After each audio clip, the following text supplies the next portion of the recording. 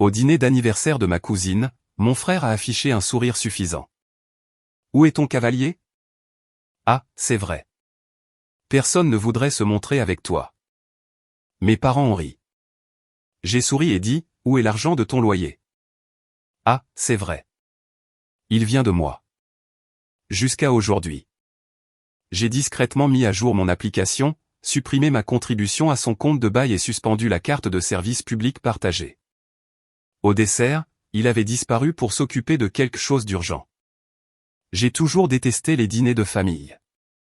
Pas parce que je n'aime pas ma famille, bien que, si nous sommes honnêtes, aimer, soit un mot fort, mais parce qu'ils ont tendance à faire ressortir le pire chez les gens.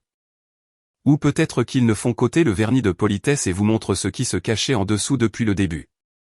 Quoi qu'il en soit, je ne m'attendais pas à ce que l'anniversaire de ma cousine Mia soit différent. Le restaurant était l'un de ces endroits italiens faiblement éclairés avec des briques apparentes et du vin hors de prix. Le genre d'endroit où vous pouvez pratiquement entendre votre compte en banque pleurer chaque fois que quelqu'un commande une autre bouteille. Je suis arrivé avec une chemise correcte et un jean, un sac cadeau à la main, prêt à sourire, hocher la tête et survivre à la soirée sans déclencher la Troisième Guerre mondiale à table. Puis mon frère a ouvert la bouche. Il était déjà penché en arrière sur sa chaise, les bras nonchalamment passés sur le dossier comme s'il possédait l'endroit. Quand j'ai pris place en face de lui, ce petit demi-sourire suffisant était déjà plaqué sur son visage avant même que j'aie dit bonjour. J'aurais dû m'en douter. Alors, a-t-il dit assez fort pour que toute la table l'entende. Où est ton cavalier? Ah, c'est vrai. Personne ne voudrait venir avec toi. Et voilà. Pas de préambule, pas de contexte, juste une frappe chirurgicale propre visant directement ma dignité. Mes parents ont gloussé. Mon père a même secoué la tête comme s'il venait d'entendre la chute de la blague la plus drôle du monde.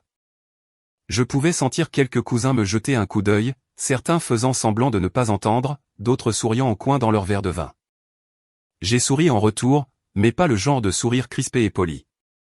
Non, celui-ci était lent, délibéré. Le genre qui dit, tu viens de te mettre le feu et tu ne le sais même pas encore. Où est l'argent de ton loyer? Ai-je demandé en inclinant légèrement la tête. Ah, c'est vrai. Il vient de moi. Jusqu'à aujourd'hui. Le sourire a glissé de son visage. Mes parents se sont figés, tenant toujours leur verre de vin en l'air. Je n'ai pas élevé la voix. Je n'ai pas fait de scène. J'ai juste attrapé mon téléphone, l'ai déverrouillé d'un coup de pouce, et j'ai discrètement ouvert mon application bancaire. 2 tapotements plus tard, j'avais supprimé ma contribution mensuelle de son compte de bail. Quelques balayages de plus et la carte de service public partagée, également à mon nom, était suspendue. Fait, ai-je dit légèrement, posant mon téléphone face contre la table. Le silence était délicieux. La mâchoire de mon frère s'est crispée, mais il a essayé de faire comme si de rien n'était, marmonnant quelque chose sur le fait que j'étais trop dramatique. Pourtant, sa main s'est glissée dans sa poche, sortant son propre téléphone, comme s'il réalisait, peut-être, juste peut-être, que je ne bluffais pas. Au moment du dessert, il avait entièrement disparu, prétextant devoir s'occuper de quelque chose d'urgent. Je n'avais pas besoin de deviner ce que c'était. J'ai siroté mon café, savourant la première bouchée paisible de tiramisu que j'avais eu à un dîner de famille depuis des années. Si vous voulez vraiment comprendre pourquoi cette seule phrase au dîner a eu l'effet d'une grenade, il vous faut le contexte. Parce que cela n'a pas commencé à l'anniversaire de ma cousine. Cela a commencé le jour où j'ai accepté d'aider mon frère à se remettre sur pied. Traduction, devenir son distributeur automatique de billets personnels. Il y a 2 ans, Brian était de nouveau, entre 2 emplois. C'est sa phrase préférée. Ça donne l'impression qu'il est un cadre supérieur en train de décider quelle entreprise du Fortune 500 il va honorer de son talent, pas un type qui démissionne dès que le travail implique, vous savez, de travailler. Il est arrivé à mon appartement avec un sac de courses de vêtements, une plante triste et le regard des chiens errants juste avant qu'on leur ouvre la porte. J'ai juste besoin d'un petit coup de main, a-t-il dit. Le premier mois de loyer, peut-être les charges. J'ai quelques entretiens de prévus. Notre mère a ajouté, tu sais à quel point ça a été dur pour lui depuis la rupture. Papa a renchéri, la famille s'occupe de la famille. Tu gagnes bien ta vie. Tu peux te le permettre. J'avais un bon travail, des économies et apparemment un gros tampon, crédule, rouge sur le front. Alors, j'ai accepté. Le premier mois de loyer s'est transformé en 3. Les charges, juste pour l'instant, sont devenues ma carte enregistrée pour Internet, l'eau, l'électricité, tout en paiement automatique parce que Brian est mauvais avec les dates d'échéance. Chaque fois que j'insinuais d'arrêter, il y avait une nouvelle histoire. Les chèques de commission en retard. Ma voiture avait besoin de nouveaux pneus. Mon patron s'est trompé sur la paie. Et mes parents, toujours le cœur grec de la culpabilité. Il fait de son mieux. Tu ne peux pas l'abandonner comme ça. Tu as de la chance de ne pas avoir d'enfant. Tu ne comprends pas le vrai stress. Apparemment, mon stress ne comptait pas. Au début, je ne faisais pas attention aux factures. Je faisais confiance au fait que « charge » signifiait « charge ». Puis, j'ai remarqué que les chiffres grimpaient. La facture d'électricité a doublé. Internet a été mis à niveau vers un forfait de vitesse de joueur Ultramax. Netflix, Hulu, Disney+, HBO, Amazon Prime, tout à mon nom. Un mois, j'ai vu un prélèvement de $420 sur la carte de service public partagée, libellée, table VIP. J'ai appelé Brian. C'est sur la plateforme de paiement de mon propriétaire. Le nom de ton propriétaire est table VIP? Ne sois pas moralisateur. Ce n'était pas seulement l'argent. C'était les piques constantes. Lors des réunions de famille, Brian transformait mon compte en banque en une blague. Ne le mettez pas en colère ou il vous enverra une facture. Attention, je devrais peut-être contracter un prêt auprès de mon banquier personnel, alias mon frère ma sœur. Maman riait. Papa faisait un clin d'œil. J'étais assis là, grinçant des dents. Le vrai changement s'est produit lorsque j'ai reçu un email du gestionnaire de son immeuble, adressé à moi parce que j'étais répertorié comme contact secondaire. Avis de loyer en retard. J'ai appelé Brian. C'est une erreur, a-t-il dit immédiatement. Vraiment? Parce que ma banque montre que le virement a été effectué, puis est allé directement à quelqu'un nommé Edinic. Ne sois pas classiste. J'ai apporté la lettre au déjeuner du dimanche chez mes parents. Je l'ai posée au milieu de la table comme une preuve dans un procès.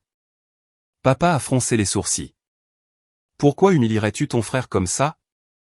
L'humilier? Il est à un paiement manqué de l'expulsion. Il est en train de régler ses affaires. Maman, il a 35 ans. Combien de temps a-t-il pour régler ses affaires? C'est à ce moment-là que Brian est entré, portant la veste de créateur que je lui avais achetée à Noël dernier, et a dit, « Tu es juste aigri parce que tu es célibataire et que tu n'as rien d'autre sur quoi dépenser ton argent. » Quelque chose en moi a craqué. 2 semaines, lui ai-je dit.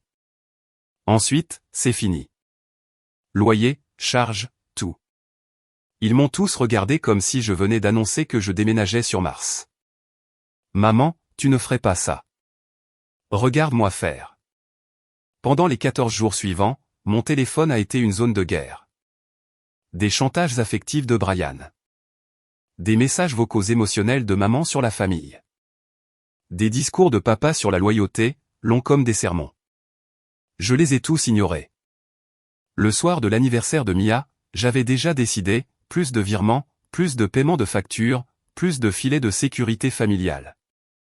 J'avais prévu de rester civilisé jusqu'à ce que Brian sourit d'un air suffisant de l'autre côté de la table et demande, « Alors, où est ton cavalier ?» Ah, c'est vrai. Personne ne viendrait avec toi. Cette fois, j'ai souri en retour. Où est l'argent de ton loyer? Ah, c'est vrai. Il venait de moi. Jusqu'à aujourd'hui.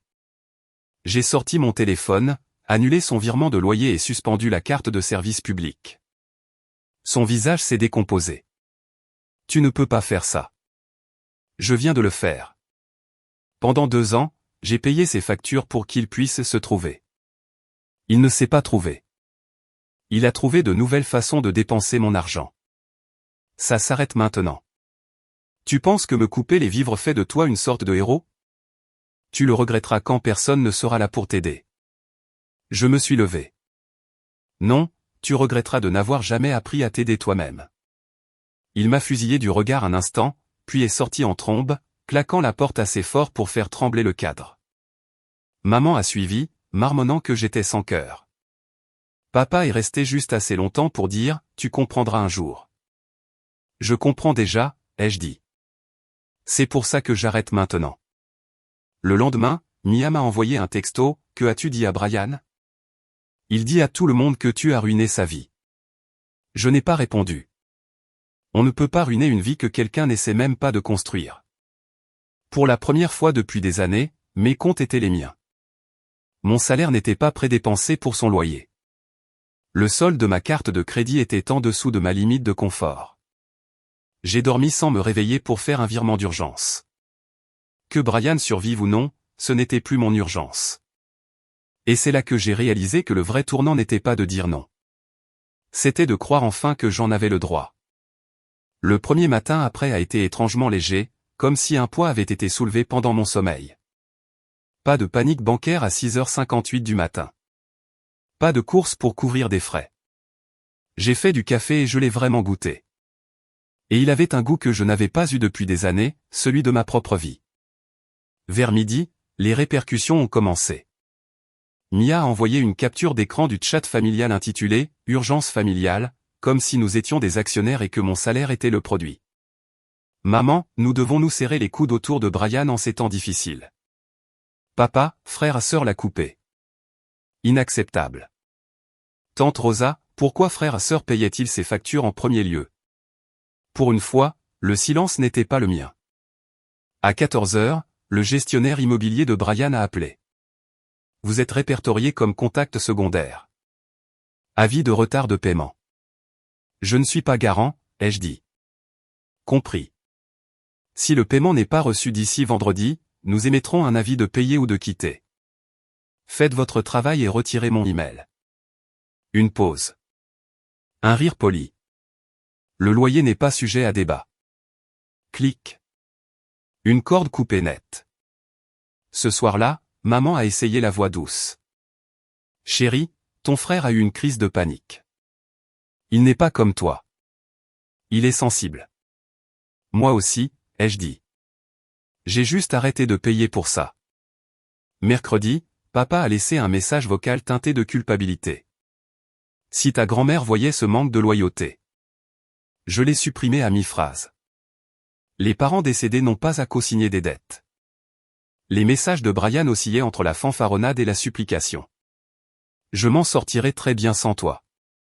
Puis, ils ajoutent des frais de retard. Avance-moi $300. Vendredi, c'est sûr.